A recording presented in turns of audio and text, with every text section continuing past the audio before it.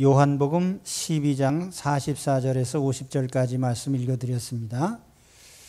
이 부분은 12장의 마지막 부분이면서 또 요한복음 전체로 보면은 대중들을 향한 교훈의 마지막 부분이기도 합니다.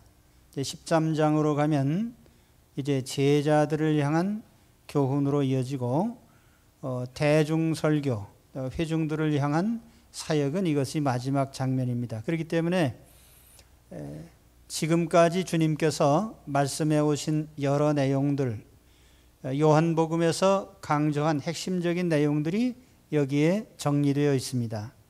그래서 예수님의 신분, 예수님이 누구신가, 또 그 예수 그리스도를 믿는 자에게 주실 영생, 생명에 대해서, 또 예수 그리스도를 불신하고 배척하는 자에 대한 심판에 대해서 이런 내용들을 말씀을 합니다. 그래서 오늘 말씀은 요한이 기록한 요한복음의 내용들을 요약한 것이라 이렇게 생각하면 됩니다. 그래서 지금까지 요한복음 들으면서 요한복음에 무슨 내용을 들었지? 라고 생각하는 사람도 있으면 오늘 말씀을 집중적으로 잘 들으시면 됩니다. 본문의 첫 번째 내용은 메시아의 신분이죠. 본문에 보면은 신앙의 대상자로서의 예수 그리스도, 예수님은 하나님 아버지가 보내신 하나님 아들이다 라고 하는 내용을 반복합니다. 44절은 예수께서 와서 외쳐 이르시되 나를 믿는 자는 나를 믿는 것이 아니요 나를 보내신 이를 믿는 것이며, 여기 아버지께서 보내신 아들이라는 점이 강조되어 있어요. 예수님은 하나님 아버지께서 보내셔서 오신 분이죠. 어느 날 갑자기 하늘에서 떨어진 분이 아니고 어느 날 땅에서 솟아난 분도 아니에요. 또 아무 예고도 없이 불쑥 나타난 분이 아닙니다. 하나님 아버지께서 보내시겠다고 누누이 예고를 하신 그 예고대로 오신 분이에요. 최근에 통일교 교주가 세상을 떠나는데 그는 불쑥 나타나서 내가 세상의 구원자다라고 하면서 수백만 명의 추종자를 모았습니다. 그러나 예수님은 그렇게 스스로 나타나서 불쑥 내가 세상 구원자다라고 말한 분이 아닙니다. 하나님 아버지가 예고하시고 보내신 분이에요. 그래서 예수 그리스도를 믿는 사람은 하나님 아버지를 믿는 사람이다, 이렇게 말씀을 합니다.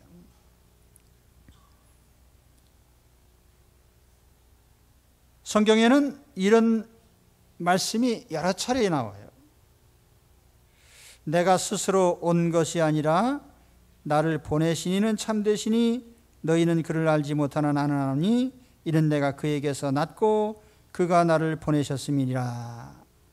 하나님이 세상을 이처럼 사랑하사 독생자를 주셨으니, 아버지께서 세상에 주신 분, 세상에 보내신 분, 아버지께서 나를 보내신 것을 나를 위하여 증언하는 것이요 너희는 마음에 근심하지 말라. 하나님을 믿으니 또 나를 믿어라. 그래서 예수님은 하나님 아버지가 보내신 분이고 우리의 신앙의 대상이 되십니다.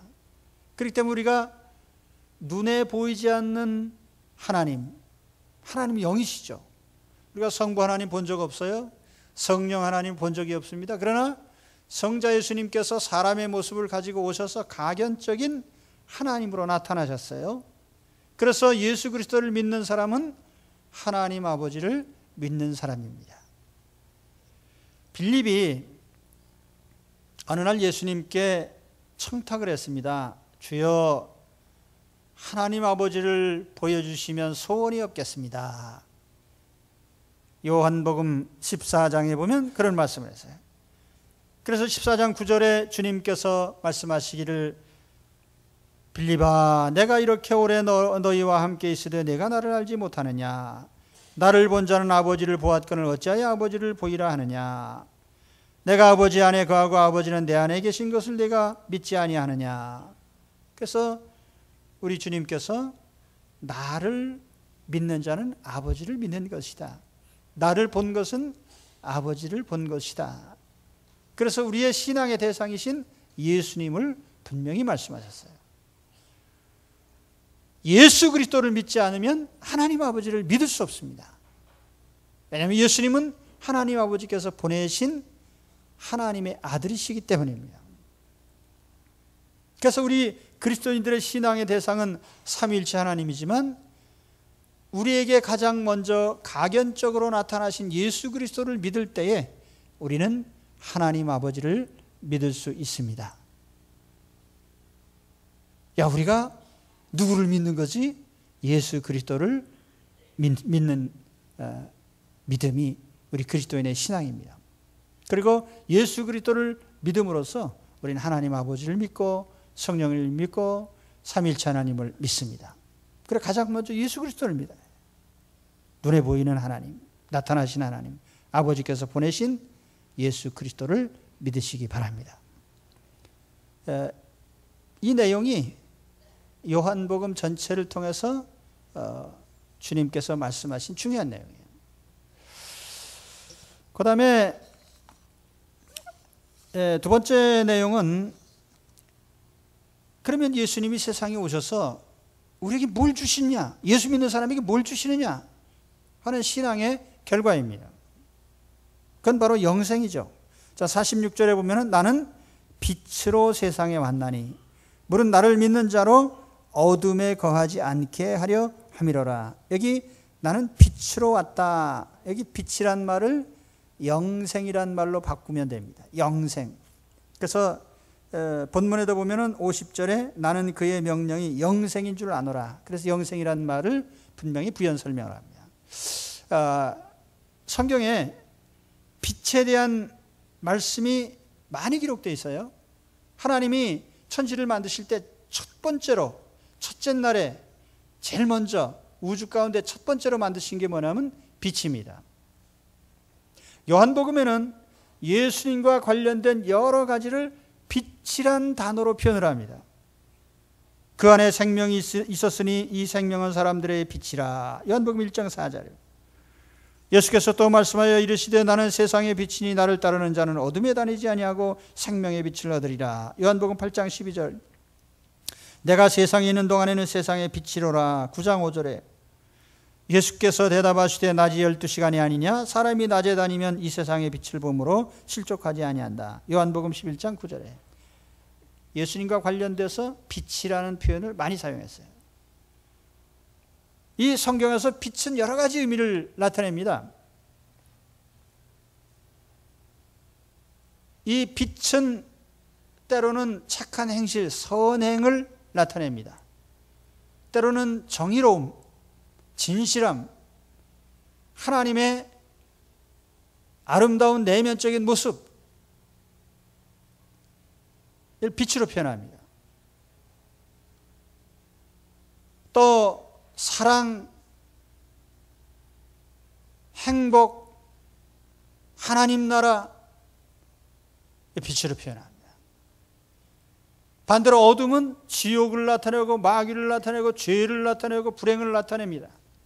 그런데 이 빛이란 단어가 표현한 것 중에 가장 중요한 의미는 생명, 영생입니다.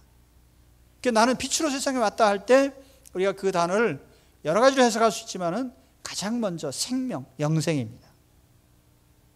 그러므로 예수 믿는 자에게 무엇을 줄 수 있느냐라고 했을 때 요한복음이 말하는 첫 번째는 영생입니다. 여러분 왜 예수 믿습니까? 예수 믿음으로써 우리가 영생을 얻습니다. 할렐루야. 얻으셨으면 아멘 하십시오. 우리가 이 하나님 말씀, 중요한 이 말씀에 따라서 아멘 그러고 화답을 해야 돼요. 정말 그렇습니다. 아멘이란 말은 정말 그렇습니다. 하나님 말씀 진리입니다. 제가 받아들입니다 하는 이런 표현이에요.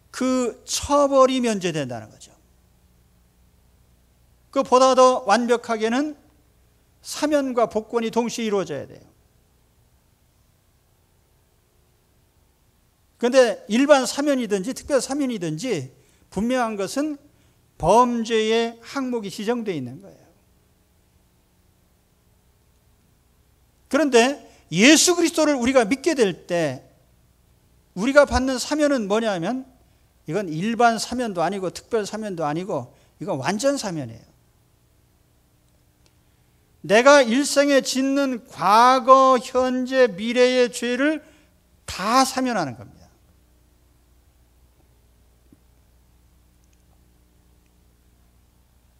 이런 특별한 사면을 받았으니까 참 그러네 그러고 좋아하면서 아멘 하셔야죠. 예수 믿는 사람에게는 과거와 현재와 미래의 모든 죄에서 사면을 받았습니다. 우리가 그런 사람들이에요. 이건 분명히 아셔야 돼요. 그 어떤 사람이 이 내용을 잘 몰라가지고 예수 그리스도를 믿고 용서받으셨습니까? 네. 제가 세례문답할 때 꼭 물어봅니다. 그러면 예수 믿음으로써 언제까지의 죄를 용서받았습니다? 어제까지요. 그럼 내일부터 짓는 죄에 대해서는 어떻게 할 거예요?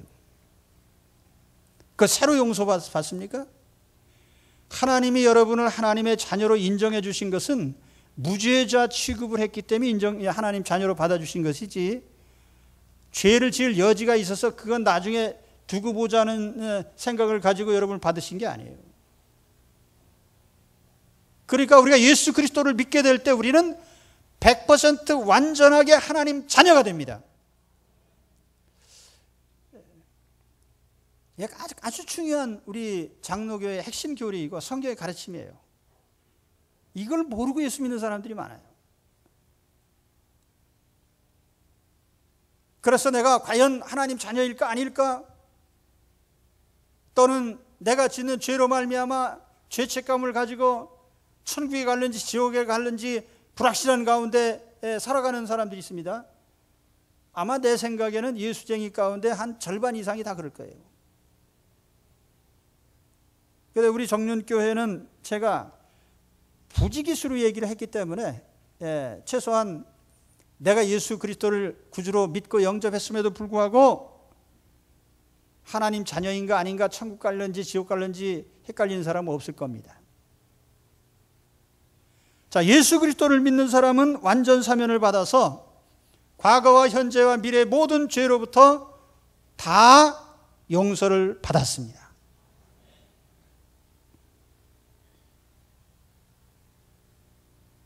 사면과 동시에 완전 사면이기 때문에 자동적으로 다 복권이 된 거죠. 하나님 자녀의 신분을 다 얻게 됐습니다. 그래서 이전에 마귀의 자녀요, 범죄의 자녀요, 우리가 하나님을 대적하던 자리에 있었지만은 우리는 완전 무결하게 하나님 자녀로서 신분을 법적으로 보장받은 것입니다.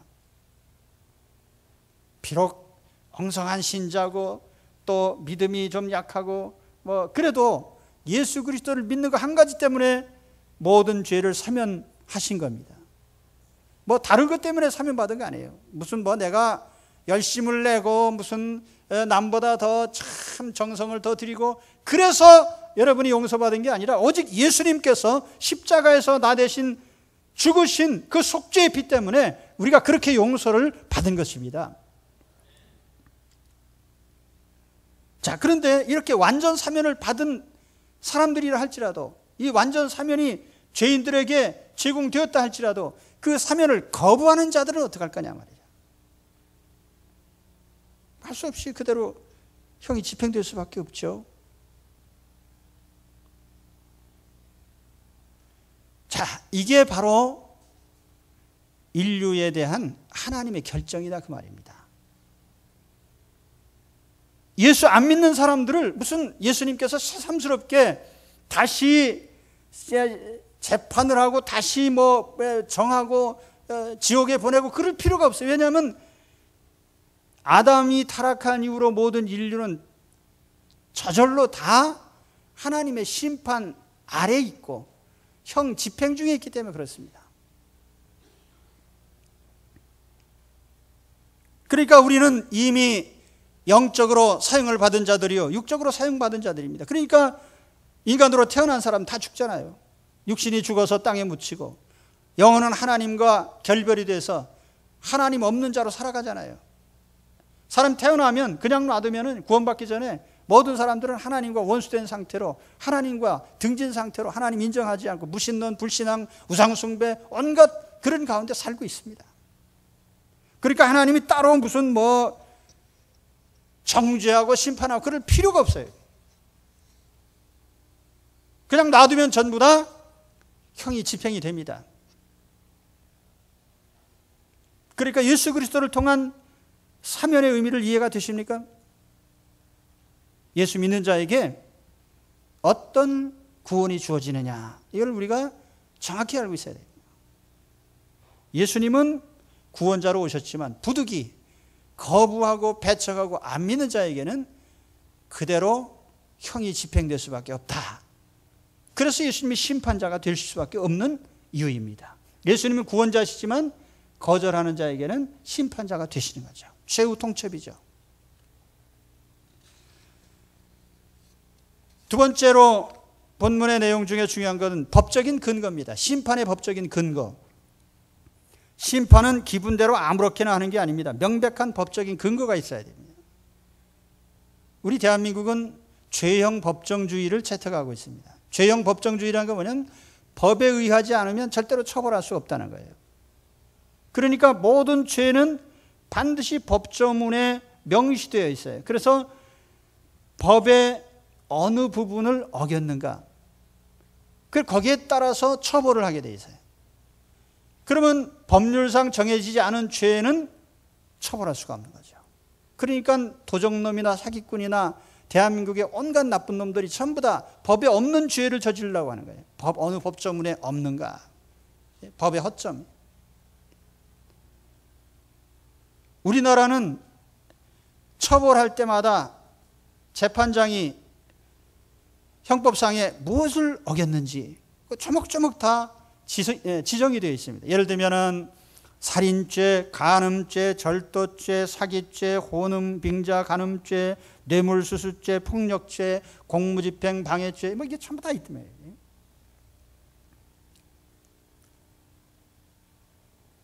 하나님께서 세상을 심판하신 것도 마찬가지예요. 하나님이 아무 근거도 없이 그냥 너는 나쁜 놈이니까 사형, 이런 게 아니란 말이에요. 그럼 하나님이 제시하신 법이 뭐냐? 그게 하나님의 말씀이란 말이에요. 여러분이 들고 다니는 성경책은 두 가지 의미가 있습니다. 모든 죄인들에게 사면장을 제공하는, 예수 그리스도를 통해서 용서받는 방법을 제시해서 이걸 복음이라고 합니다. 성경은 복음의 책입니다. 동시에 이 복음을 거절한 자들, 하나님의 뜻을 거절한 자들에게 어떻게 처벌할 거냐. 그래서 이것은 또한 하나님의 법전입니다. 오늘 크리스찬들은 성경책을 복음으로만 이해하기 때문에 문제가 많아요. 구원받고 하나님 자녀 되는 데에는 다 일가견이 있는데 어떻게 하나님의 법대로 사느냐에 대해서는 관심이 없거든요. 이걸 법전으로 받아들이지 않기 때문에 그런 거예요. 성경은 복음인 동시에 법전입니다.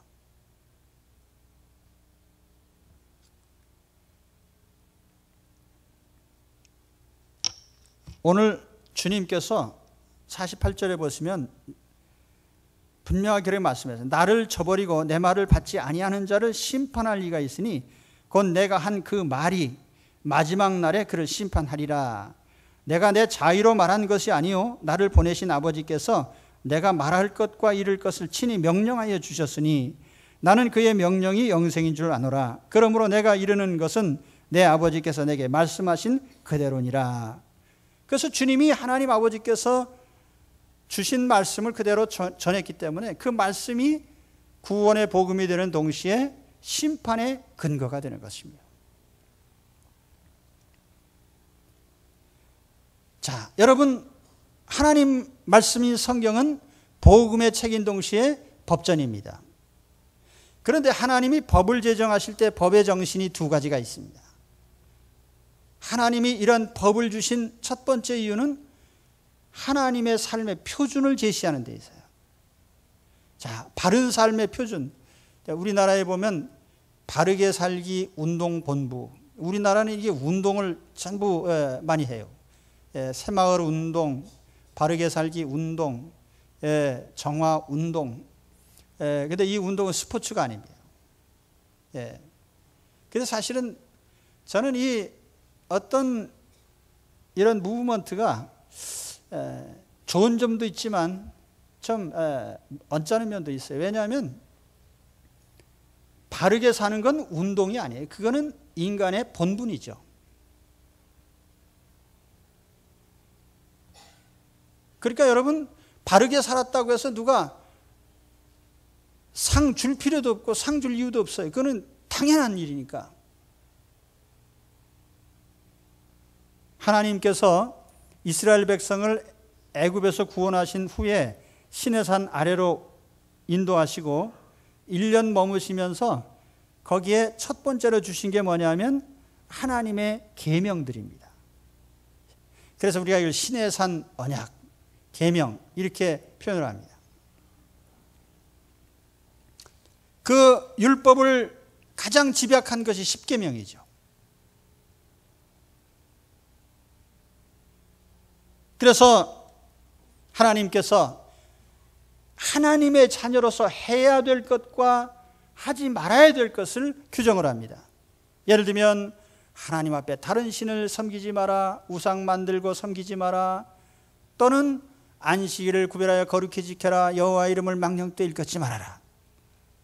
또 사람을 향해서 부모를 공경해라, 살인하지 마라, 간음하지 마라, 도적질하지 마라, 거짓 증거하지 마라, 이웃의 것 탐내지 마라. 이게 하나님 백성의 삶의 표준이란 말이에요.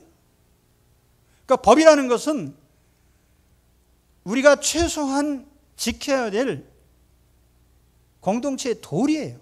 사람으로서 도리입니다. 그러니까 우리 삶의 표준, 하나님께서도 우리에게 이 법을 주셨는데 이 법은 우리가 하나님의 자녀로서 당연히 지켜야 될 기본적인 삶의 규범을 담고 있습니다. 그래서 우리가 요리문답 할 적에 성경은, 신구약 성경은 우리의 신앙과 행위에 대해서 모든 것을 담고 있는, 이게 유일한 법전입니다. 유일한 삶, 이 근거인 것을 고백을 합니다.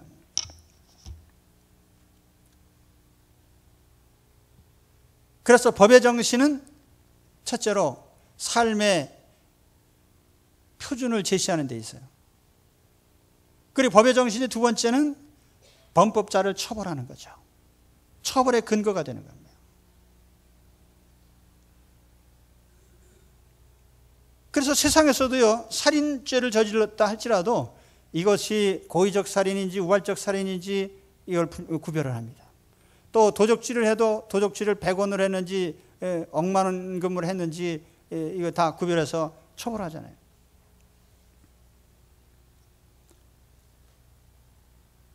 성경도 마찬가지예요. 성경도 하나님께서 처벌 조항을 두고 있습니다. 여러분 성경 읽으면서 혹 이 성경을 신명기나 이 말씀들을 읽어가시면서 하나님께서 이 말씀을 주실 때 처벌 조항이 없는지 살펴보셨습니까? 그냥 네 자손 만대 복 받으라 그러면 아멘하고 빨간 색연필로 줄짓고, 그래서 성경을 2번, 3번 읽었어도 성경에 처벌 조항이 있는 거 하나도 안 봐요. 그저 3, 4대 잘 된다는 말만 그냥 좋아가지고 빨간 줄 치고요. 성경에 보시면 분명하게 하나님이 처벌 조항이 있습니다. 그리고 하나님 성경에 특별한 점이 있는데, 하나님은 물론 신명기 법전에 보면은 이웃의 것을 도적질을 하거나 그럼 몇 배로 갚아라 이런 조항이 있긴 합니다. 그건 유대인들을 위한 시민법이에요. 그러나 영적인 법은 하나밖에 없습니다. 영적인 법은 하나님의 법을 어겼을 때 모두가 다 사형입니다. 살인죄 사형, 간음죄 사형, 도적질 사형, 사기죄 사형, 사형 외에는 하나님 법전에는 없어요. 다 처벌은 모두가 사형입니다. 그래서 이 모든 법을 가장 집약한 것이 뭐냐면은 창세기 에덴 동산의 법이에요. 그 하나님께서 딱 한 가지 법을 주셨어요. 네가 모든 거 다 먹어도 좋은데 여기 딱 한 가지 동산 중앙에 있는 선과 악을 알게 하는 이 나무의 실과를 먹지 마라. 먹지 마라. 먹으면 죽는다. 법이 딱 하는 거예요. 하나님 법을 어기면 죽어요. 그냥 죽는 거예요. 예. 그러니까 성경의 법은 딱 한 가지입니다. 영적으로 하나님 법을 어기면 어떻게 돼요? 죽습니다. 다 사형이에요. 사형. 정령 죽으리라. 근데 우리가 이 에덴 동산의 이 법을 볼 때 똑바로 알아야 돼요. 어떤 분들은 그래요. 하나님은 왜 에덴 동산에 그렇게 까다로운 법을 만드셔서 먹게 만들고 죽게 만드셨습니까? 하나님은 언제 먹으라 그랬어요? 먹지 말라 그랬지. 그리고 하나님께서 에덴 동산에 거기 지구상에 존재하는 모든 실과 다 먹을 수 있어요. 그거 한 가지만 먹지 말라. 다 먹을 수 있고 딱 한 가지 먹지 말라는데 왜 그걸 왜 꼭 먹으려고 합니까? 그리고 여러분 대한민국의 법전을 보십시오. 헌법도 분량이 많지만요. 거기에 딸린 법들이 얼마나 많아요.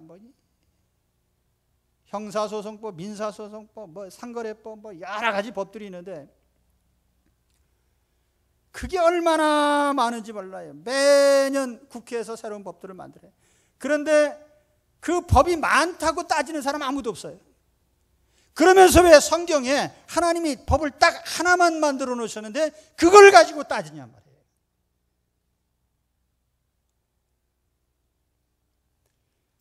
그러니까 인간이 못돼 먹은 거죠. 그 법은요, 기본이 이겁니다. 이 법이 문제가 아니라 하나님께 순종하라. 하나님께 순종하라. 그러면 마음껏 축복을 누리리라. 그러나 하나님께 대들면 죽는다. 이겁니다. 그래서 이 법을 어긴 것은 무슨 법조문 하나를 어긴 걸로 보지 않고 하나님과의 관계로 보는 거예요. 하나님과의 관계를 깨트려 하나님께 대들어 그럼 넌 죽어. 이게 이제 성경의 법입니다. 기본적인 법이에요. 그래서 성경의 법은 이거 하나였고, 그러니까 아담이 이 법을 어겼을 때 어떻게 됐어요? 사형당했잖아요. 육신적으로 죽고 영적으로 죽고. 아담이 죄를 지었을 때 세 가지 벌을 받았어요. 첫째는 육신적 사망이죠. 몸이 죽어 흙으로 돌아갑니다. 둘째는 영적인 사망이죠. 하나님과 원수가 돼서 하나님의 진노 아래 놓이게 되고 이제는 하나님과 결별이 돼서 지옥에 가는 그런 인생이 되는 거예요. 그리고 세 번째는 뭡니까? 이 세상 살아있는 동안 죽도록 고생하는 거죠. 예, 먹고 살기 위해서 얼굴에 땀이 흘러야 되고요. 여러분, 하나님의 법을 우습게 보면 안 됩니다. 세상 법은 사람 눈에만 안 띄면 돼요. 법을 어겼어도요. 들키지만 않으면 멀쩡합니다. 처벌 안 받아요. 그러나 하나님 법은 그렇지 않습니다. 혹간 하나님께서 잠깐 모른 척 하실 수는 있어요. 하나님이 참으실 수도 있습니다. 우리가 2번, 3번 죄를 지어도 하나님 눈 감아주시죠. 기다리시죠. 그러나 모르시는 건 절대로 안 해요. 결정적인 순간이 되면 하나님께서 반드시 심판을 하십니다. 이 하나님 법전의 유일한 형벌은 사형이라고 말씀드렸어요. 그 사형을 성경은 다른 말로 표현하면 저주라는 말로 표현을 합니다. 그러나 무당이 주문해오듯이 주문해오는 저주가 아니에요. 하나님께서 심판하신다는 뜻입니다.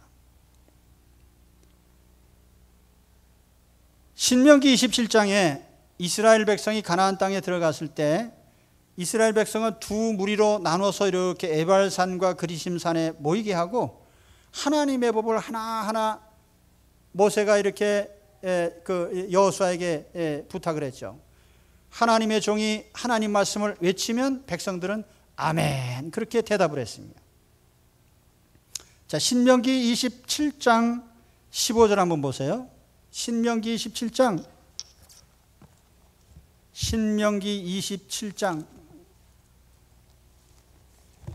신명기가 구약의 5번째 책이에요. 신명기 27장 15절.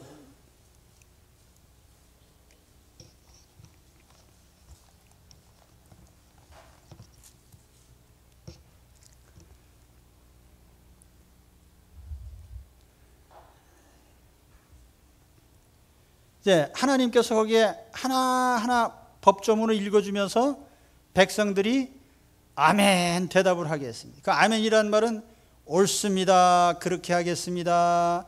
하나님께서 말씀하신 것 받아들이겠습니다. 그 뜻이에요. 근데 거기 보시면은 이제 하나하나 조문들을 읽어주죠. 장색의 손으로 조각하였거나 부어 만든 우상은 여호와께 가증하니 그것을 만들어 은밀히 세우는 자는 저주를 받을 것이라. 그럼 백성이 아멘 그렇게 응답을 했어요. 자, 16절 제가 읽으면 여러분 아멘 하고 큰 소리로 대답하십시오. 그의 부모를 경홀히 여기는 자는 저주를 받을 것이라. 예, 왜 아멘을 그렇게 쬐끄맣게 합니까? 그의 부모를 경홀히 여기는 자는 저주를 받을 것이라. 그의 이웃의 경계표를 옮기는 자는 저주를 받을 것이라. 맹인에게 길을 잃게 하는 자는 저주를 받을 것이라. 객이나 고아나 과부의 송사를 억울하게 하는 자는 저주를 받을 것이라.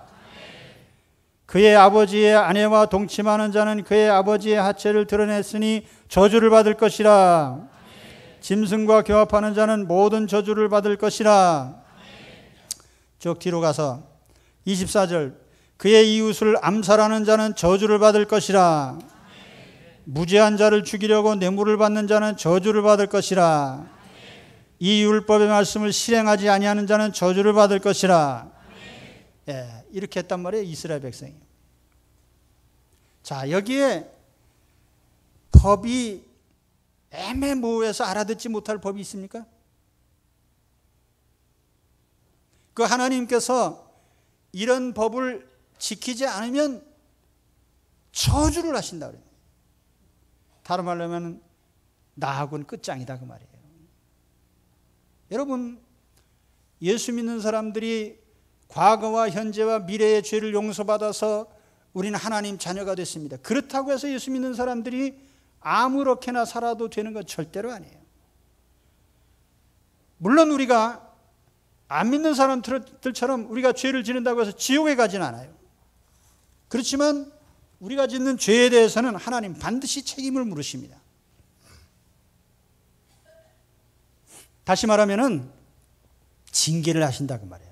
다윗이 남의 아내를 가로채고 죄를 지었을 때 물론 하나님께서 용서는 하셨어요. 그렇지만 다윗이 그 죄로 말미암아 잉태한 그 아이가 죽게 하시고 또 신하가 반역을 일으키게 하시고 그래서 쫓겨다니면서 죽을 고생을 하게 하시고 자녀들이 서로 살인을 하고 다윗은 자기가 지은 죄로 말미암아 충분한 징계를 받았단 말이에요. 그래서 우리가 하나님 자녀가 돼서 우리가 하나님의 복음 안에 들어 하나님 자녀로 살아가는데 우리가 구원받았고 하나님 자녀고 천국 가게 됐으니까 이건 장땡이다 그러고 아무렇게나 살아도 된다고 생각하는 것이 오늘날 전부 나이로운 그리스도인들이란 말이에요. 교회가 이 하나님의 법조를 가르치질 않아요. 그러니까 예수 믿으면서도 엉터리로 사는 사람이 한둘이 아니란 말이에요. 그저 그 미신을 믿는 사람들처럼 복을 준다고 하면 그냥 아멘하고 할렐루야. 근데 사실 복은요, 예수 그리스도 안에 들어와서 우리가 하나님의 법을 따라 살려고 하면 하나님이 그 모든 모든 축복을 주시게 되어 있습니다. 뭐 복을 받지 않으려고 해도 복을 주십니다. 아무리 복복자를 그냥 베개 이불에 그냥 천장에 대문에 화장실 문까지 그냥 복복자 써놔도요, 그게 하나님대로 살지 않는데 무슨 복을 줘요? 그거는 미신을 믿는 사람 그렇게 기대를 해도 좋지만 하나님 믿는 사람은 그걸 기대할 수가 없어요. 자, 오늘 우리는 예수님께서 구주로 오셔서 모든 죄를 사면하신 사면장이 되시고 믿는 자에게 영생을 주시고 천국을 주시고 대가 없이 완전 사면 복권을 해주시지만, 그럼에도 불구하고 안 믿고 거절하고 배척하는 사람은 그냥 있는 게 아니라 주님이 하신 말씀 그대로 다 심판을 받게 됩니다. 그리고 오늘 하나님은 우리에게 명백하게 하나님의 모든 말씀, 그것이 우리에게 또 하나의 법률인 것을 말씀해 주신 겁니다. 자, 마지막으로 말씀드리죠. 예수님께서 이 말씀을 대중에게 마지막으로 한 말씀인데, 이건 최후 통첩의 의미가 있습니다. 예수님은 마지막 날에 다시 오실 텐데 그때에는 심판의 주로 오십니다. 자, 오늘 우리에게는요, 두 가지 종말이 있습니다. 하나는 역사의 종말이고 하나는 개인의 종말이에요. 역사의 종말이 개인의 종말보다 빨리 올 수도 있고 늦게 올 수도 있는데, 지금까지의 과정으로 보면 아마 역사의 종말이 개인의 종말보다 나중에 올 수 있습니다. 그럼 우리는 역사의 종말이 오기 전에 우리는 먼저 개인의 종말을 맞이하게 되는 거죠. 역사의 종말이 되면 모든 사람이 다 명백한 심판을 받고 영원히 운명이 결정되기 때문에 그것도 심각한 일이지만, 개인의 운명도 끝나기 전에 우리가 결정이 되기 때문에 살아있는 동안에 우리가 믿음 안에 들어와야 됩니다. 오늘도 제가 문자 메시지 하나 받았어요. 아무개 씨가 돌아가셨습니다. 언제 돌아가실지 몰라요. 우리가 오늘 이렇게 앉았지만 언제 세상 떠날지 모릅니다. 개인의 종말은 언제나 예고 없이 다가옵니다. 그때 우리가 뭘 준비해야 되겠어요? 이분은 예수 그리스도를 구주로 믿고 하나님 자녀가 되셨습니다. 하나님 자녀입니다. 저는 장례식에 가가지고요, 성도 아무개, 집사 아무개, 권사 아무개, 이게 참 기분이 좋아요. 그래서 저는 큰 소리로 아무개 우리 성도님께서 하나님의 부름을 받았습니다, 그렇게 제가 장례식을 거행하죠. 근데 제일 헷갈리는 것은 이분이 믿었는지 안 믿었는지, 세례도 안 받고 아무것도 안 받았고 그냥 가끔 교회는 나오기는 했는데 불분명해가지고 제가 뭐라고 기도하기가 곤란해요. 하나님 구원 받았는지 안 받았는지 제가 잘 모르겠습니다. 하나님 이거 어떻게 하면 좋겠습니까? 제가 이렇게 장례식에 가서 말하지 않도록 저를 도와주십시오. 그래서 예수 그리스도를 확실하게 구주로 믿고 영접하시고 하나님 자녀로서 사시고, 또 언제 우리가 개인적인 종말이 오든지 하나님 품 안에 안기고 또 하나님의 은혜 가운데 거하시는 여러분들이 되시기를 주의 이름으로 축원합니다. 그래서 오늘 하나님께서 주시는 하나님 자녀로서의 이 구원의 축복을 마음껏 누리시는 여러분들이 되시기를 축원합니다. 기도하겠습니다.